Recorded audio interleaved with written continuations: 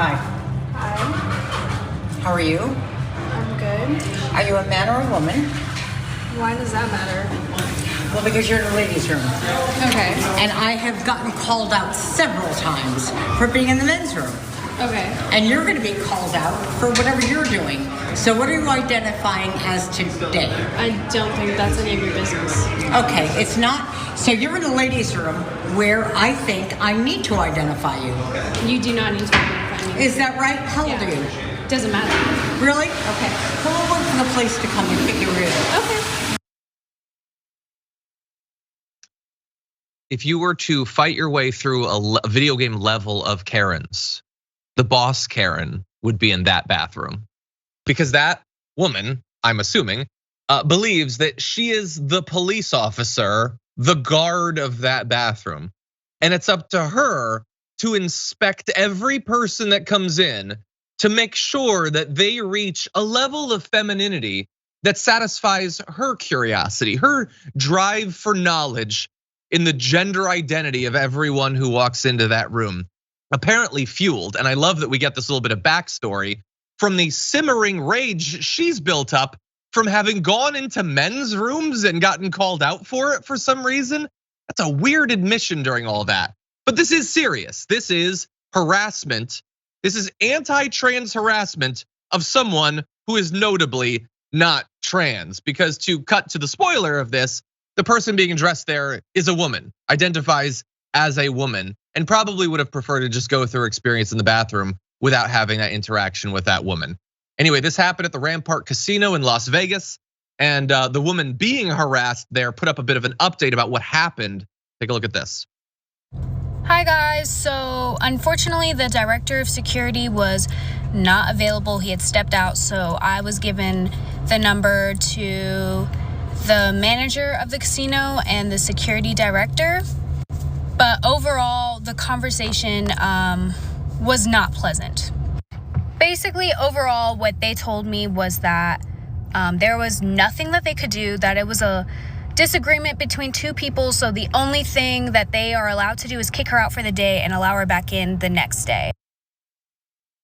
And the TikToker there goes on to explain that that is their policy for basically everything. Like she asked the security, what if she'd been shouting the N-word? One day. You get sent out for one day, but then you come back. Because at the end of the day, they want your business. They want crazy people, if necessary, with too much money to throw money into a machine. And they don't care if they're actively harassing people along the way. Anna, what do you think? Well, I mean, your comment on the casino wanting that woman's business rings true, especially women like her. I mean, that's the bread and butter for these casinos, right?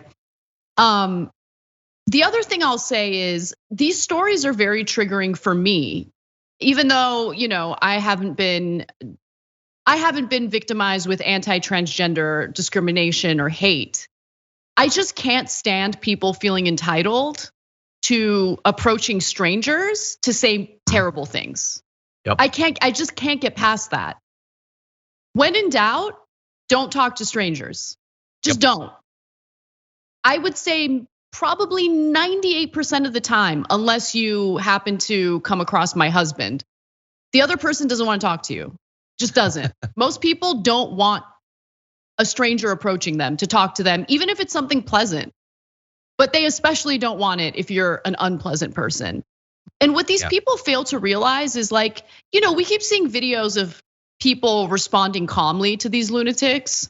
One day they're gonna approach the wrong person on the wrong day, and they're not gonna like the response. So just don't. How about keep your opinion to yourself? I mean, you're in a public bathroom, right?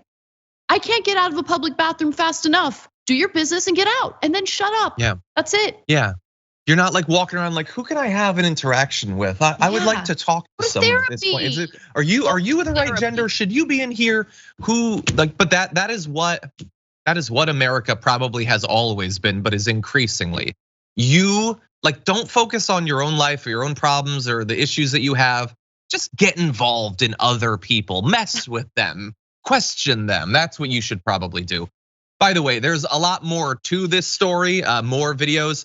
I will leave it to the woman who experienced this trauma. You can go to TikTok.com/@creatingjrose, and you can get more updates on it. There was more to the interaction, but it's just like, this isn't even in the end targeting a trans person, but this is the anti-trans furor that the right is fueling. It comes in the form of harassment of people who aren't even trans, and even in the news just in the last day, someone like attacking with a Molotov cocktail a place that had a drag show. And again, as I always clarify, drag culture and trans community, those are different communities, but on the right, all of this has been melded into one big disgusting ball of hate.